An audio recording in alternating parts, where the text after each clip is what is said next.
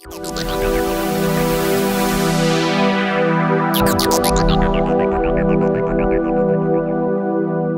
15 ottobre a Mestre la Conferenza del Veneto ha organizzato un seminario di approfondimento con l'assessore Coppola per valutare con attenzione le opportunità che dà la nuova legge 3 sulle aggregazioni delle imprese.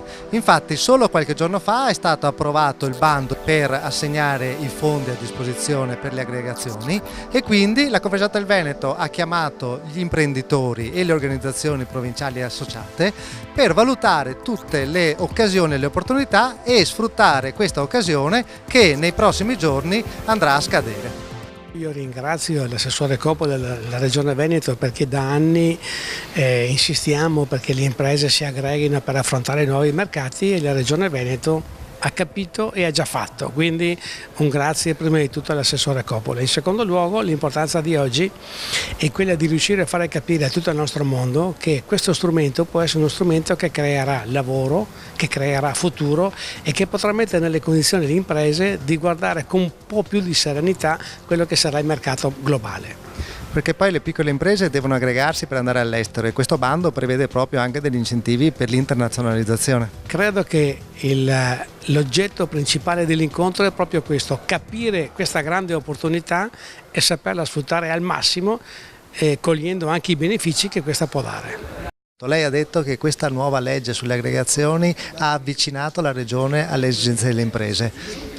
Sì, era proprio questa l'intenzione, quella completamente di capovolgere lo spirito di una vecchia legge che era la prima legge sui distretti, che era una legge che all'epoca aveva assolutamente incontrato molto favore, per carità, ma che nel tempo aveva dimostrato soprattutto dei limiti nei termini poi di rendicontazione, di burocrazia. Lì vi erano dei numeri molto importanti, erano anche altri tempi evidentemente, quindi pensare a un distretto con 100 imprese, a un metà distretto con 250 potevano sembrare quasi dei numeri naturali, oggi è pura follia evidentemente, quindi noi abbiamo tolto tutti i paletti, non ci sono numeri nella legge, è una legge molto snella, sono non più di 9 articoli, ma abbiamo puntato molto sulla filosofia della valorizzazione di quello che sono i distretti di un tempo, quindi i distretti veri, quelli legati a un territorio, a una storia, a una reputazione internazionale.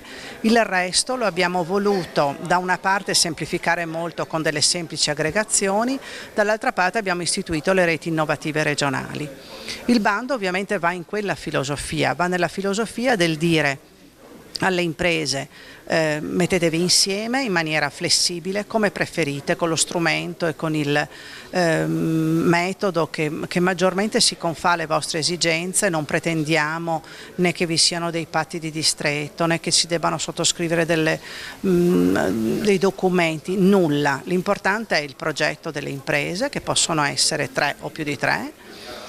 Tra queste può esserci anche un'azienda di servizi alle imprese, quindi che può aiutare le imprese anche a cambiare stile all'interno e fare innovazione anche di processo oltre che di prodotto. Si parla di internazionalizzazione, ma si parla soprattutto di aggregazione per affrontare tutte le nuove sfide. Un bando semplice perché? Perché non c'è bisogno di trovare artifizi per dare una risposta a chi ne ha l'esigenza, ma bensì attraverso la semplificazione, che è certezza del diritto.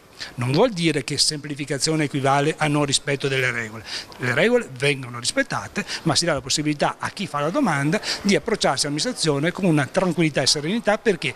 Perché da una parte si è semplificato il bando, dall'altro si è creato tutta una struttura modulistica semplice, di immediata comprensione, e a fianco anche un sistema interattivo che permette di compilare senza errori. In più poi c'è un ufficio sempre disponibile per dare costantemente informazioni e seguire proprio fin dall'inizio la pratica di chi ha interesse a partecipare. Ecco, interesse a partecipare si intendono almeno 3 imprese.